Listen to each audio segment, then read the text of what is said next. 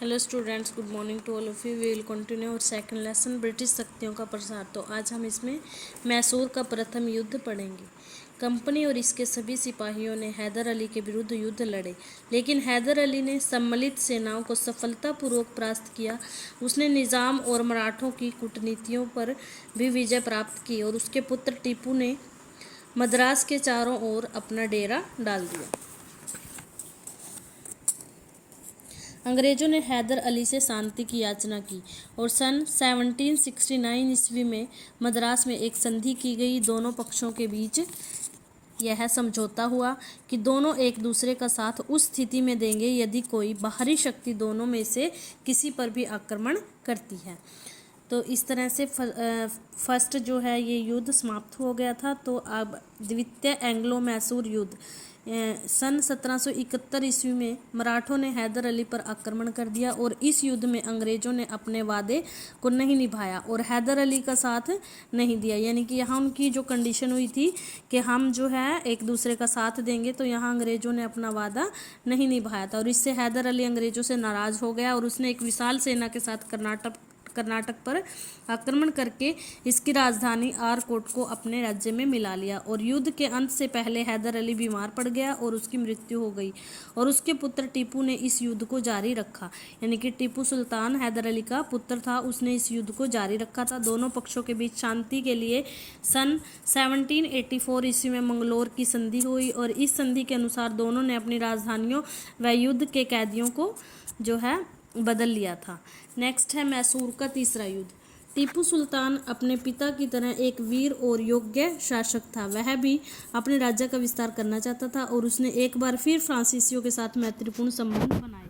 अंग्रेज इसे सहन नहीं कर पाए और अंग्रेज गवर्नर लॉर्ड जनरल कॉर्नवालिस ने हैदराबाद के निज़ाम और मराठों से कंपनी की सुरक्षा का समझौता किया।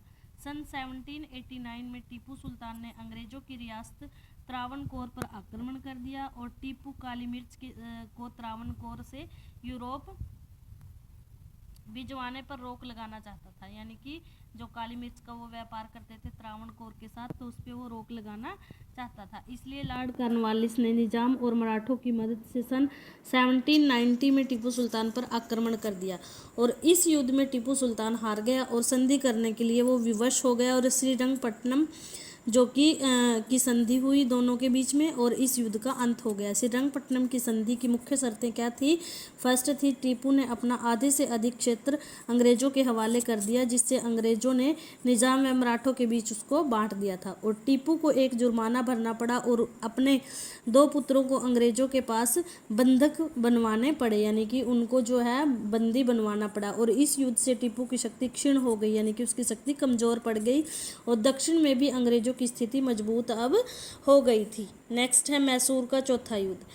टीपू ने अपना साहस नहीं छोड़ा और उसने जो है पुनः एक विशाल सेना का गठन किया और फ्रांसीसियों को अपना साथ देने के लिए उसने कहा और उसने फ्रांसीसी सैनिकों को अपनी सेना में भर्ती करना आरंभ किया और सेना को प्रशिक्षित करने के लिए फ्रांसीसी गवर्नरों को नियुक्त किया और इसी समय अंग्रेज गवर्नर लॉर्ड वेल्जली ने टीपू से सहायक संधि का प्रस्ताव रखा और लेकिन टीपू ने ऐसा करने से मना कर दिया।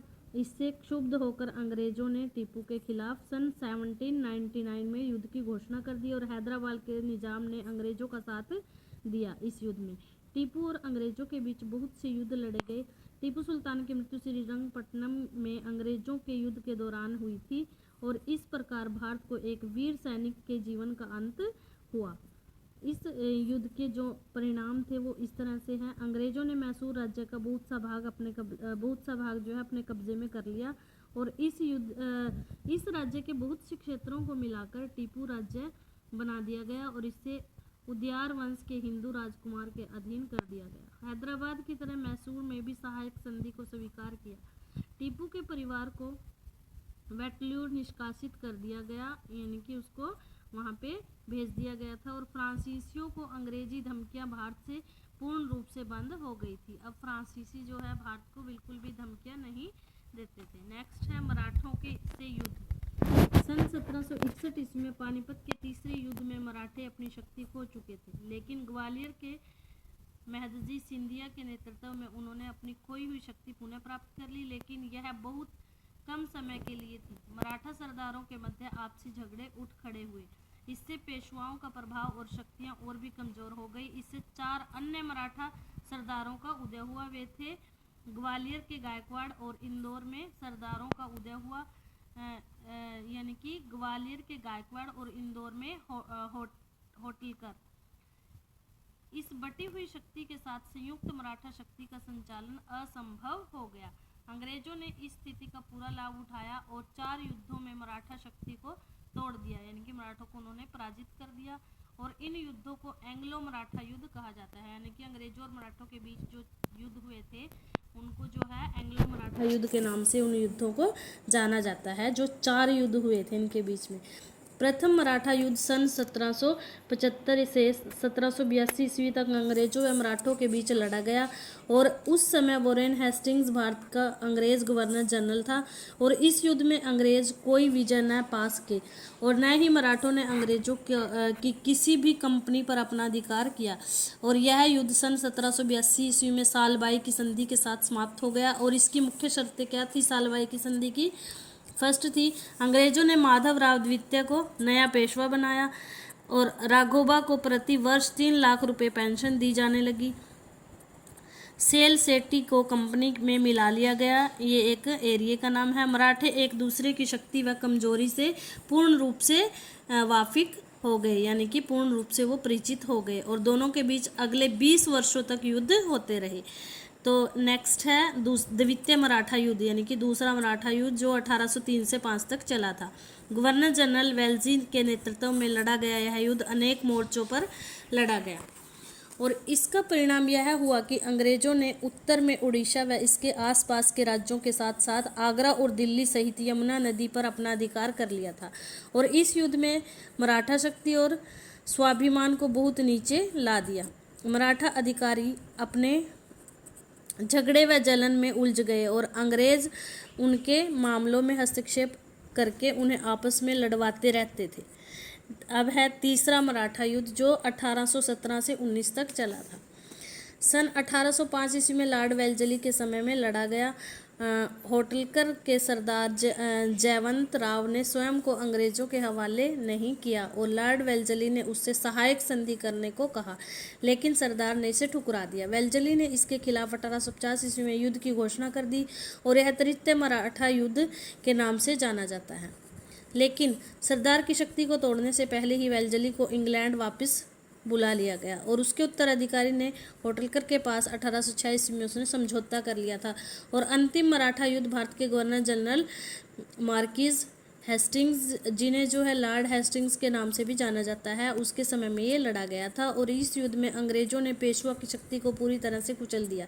यह बिटूर यानी कि कानपुर के पास एक स्थान है जिसको बिटूर के नाम से जाना जाता है, उसको नज़रबंद कर दिया गया और एक छोटे से राज्य सतारा को भी पेशवा की राजधानी में मिला लिया गया, यानी कि पेशवा ने उसको अपनी राजधानी में मिला लिया था और शिवाजी के एक उत्तराधिकारी को शासक बनाया गया। भोसले ने भी उत्तर में नर्मदा की राजधानी को भी अंग्रेजों को समर्पित कर दिया, यानी कि वो भी अंग्रेजों के अस्तित्व में अब आ गई थी और सभी मराठा उत्तराधिकारियों ने एक साथ एक सहायक संधि पर अपने हस्ताक्षर करके कंपनी में उसको मिला लिया और अंग्रेजों का भारत में एक छत्र शासन हो गया, यानी कि पूरी तरह से अब अंग्रेजों का भारत में शासन हो गया था। मराठों की असफलता के कारण, यानी कि जो ये 4 युद्ध हुए थे इसमें मराठों की असफलता के क्या कारण थे? मराठे स्वार्थी थे और एक दूसरे पर विश्वास नहीं करते थे, इसलिए अंग्रेज उन्हें आसानी से हरा देते थे। नेक्स्ट है 1800 ईस्वी में योग्य मराठा नेताओं जैसे महदजी सिंधिया व नाना फडणवीस का जो है देहांत हो गया था, उनकी मृत्यु हो गई थी। तीसरा इसका इनके हारने का असफलता का कारण था मराठे एक अच्छी प्रशासनिक प्रणाली का गठन नहीं कर पाए और उनका लक्ष्य हमेशा अधिक से अधिक धन इकट्ठा करना, एकत्रित करना होता था। तो फोर्थ रीज़न है मराठे लोगों के बीच लोकप्रिय नहीं हो पाए और उन्होंने लोगों की भलाई के लिए कोई भी कार्य नहीं किया। फोर्थ रीज़न, मराठों की सेना संगठन जो है त्रुटिपूर्ण था, यानी कि अच्छा नहीं था। उन्होंने विभिन्न जातियों के सैनिक भर्ती किए जिससे मराठा सेना में राष्ट्रीय भावना की कमी थी और मराठों ने गोरिल्ला नीति यानी कि गोरिल्ला युद्ध नीति को उन्होंने अपनाया, ठीक है, जो कि पहाड़ी क्षेत्रों के युद्ध के लिए उपयुक्त होती है, ठीक है। यानी कि इस जो ये युद्ध हुए थे इनके लिए वो नीति जो है अच्छी नहीं थी, उपयुक्त नहीं थी। मराठा नेता विश्वास पात्र नहीं थे, इसलिए वे अंग्रेजों के विरुद्ध भारतीय शासकों का सहयोग नहीं कर पाए।